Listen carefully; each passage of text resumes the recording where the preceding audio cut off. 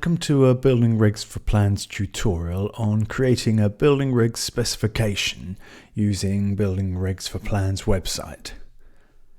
In the video, we'll go through the basics of creating a specification for a house extension project.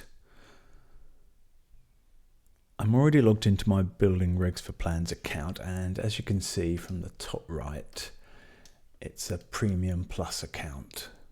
But if you have either a Premium, Standard or Standard Plus account, you can also create the specification. Let's get started. I'm on the home page, and down the left hand side you can see two columns of lists of project types. On the left there's specifications for Wales, and in the right column specifications for England. You can see house extensions, loft conversions, garage conversions, new builds, flat conversions, new build flats and basement conversions, and then at the bottom there's the garage build section. You can also find those under the specifications menu for England and Wales. We regularly review and update the detailed drawings and specifications in order to keep them in line with the latest building regulations, British standards, and any changes in materials. So we do recommend always accessing them live from the website rather than storing them offline in order to ensure that you always use the latest version. So let's go to the House Extensions England section. Once on that page, you can see a list of categories down the left-hand side, starting with planning, permitted development, then general notes, site preparation. You don't need to work through these in any order, but it might be convenient to work downwards from the top to make sure that you don't miss anything, any categories. So let's take a look at the foundation specifications. So I'm going to tap on foundations, which is the fifth item down.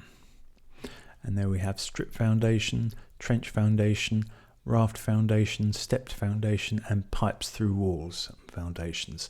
So let's go for a strip foundation. So I'm going to click on that. And there in the middle column we have our specification. Each of these sections works in the same way.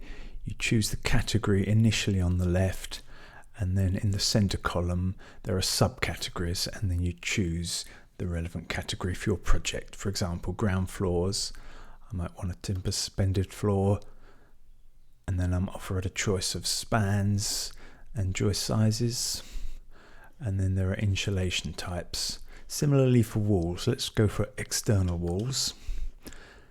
And we have a few different types of wall. I'm going to go for a cavity wall with a rendered finish using lightweight blocks, and then I'm going to choose the insulation position,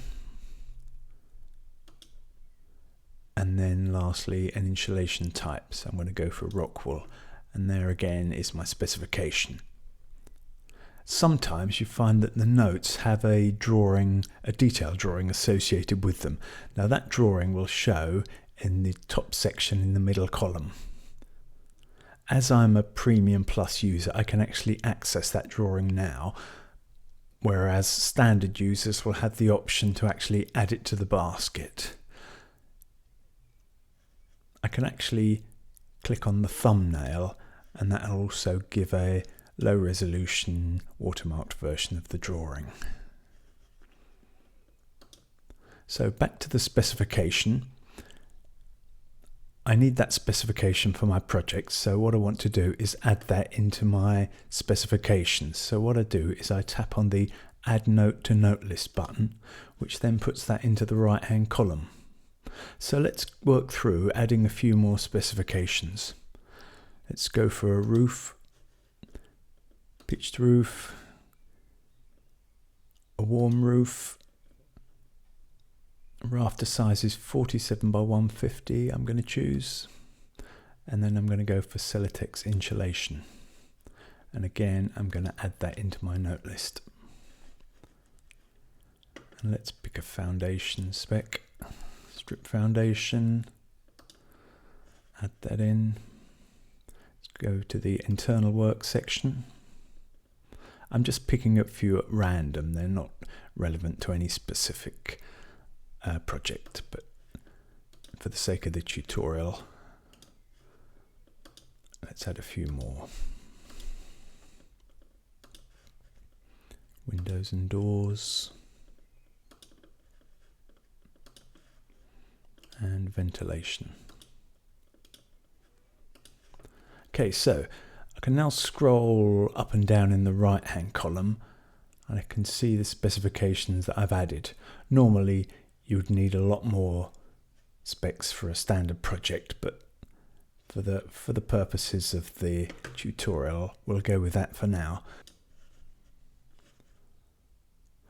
Once I'm happy with my specification, I then need to export it from the website. Now there are different ways of doing that. One thing I can do is I can just copy and paste. So if I tap on the select button, that should select the project.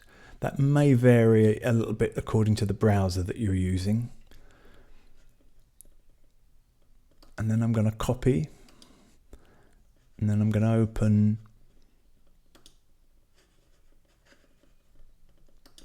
text edit. As I'm on a Mac, you could do a similar thing in any word processor program or text editing software. I'm going to right click and I'm going to paste that. So there's my specification. So that's now off the website onto my local computer. So I could then save that. Alternatively, there are a few other options. I could actually download it directly from the website as a TXT file, which is fine to open on Windows or Mac, either on Notepad or on TextEdit. So if I tap to text at the top of the right column, there's the export page, and I can then tap on export, and then that's saved to my downloads folder. Alternatively, I can export it as a PDF, or if I have a premium account or Premium Plus, I can also export as a Word document. So to do that, I tap the Word / PDF button at the top of the right hand column. And there's the PDF export page. So if I tap on PDF export, there's my specification that I can then download to my computer. One other thing I'd like to look at in this tutorial is editing the specification. If I tap the edit button at the top of the right hand column, that calls up the edit screen, and in the left column I can see a list of headings, and each one represents one of the specifications. So I can tap on each of those. Then if I decide to edit any specific note, I just need to tap edit note in the center column, and now that's in edit mode. In edit mode, I can edit either the heading or the actual specification itself. And once I'm finished with the edit, I can either apply it, or if I'm not happy with it, I can just discard it. So I'm going to tap discard for now. We can also reorder the specification. So if I tap the strip foundation, for example, specification in the left hand column, I can then tap in the middle column shift up or shift down, and that will then move the spec into its new position. If I decide I don't need any particular note, I can also remove it. So I'm tapping electrics in the left hand column, then I'm going to tap delete note in the center column, and that note's now gone. So we've now covered the basics of creating and exporting a specification.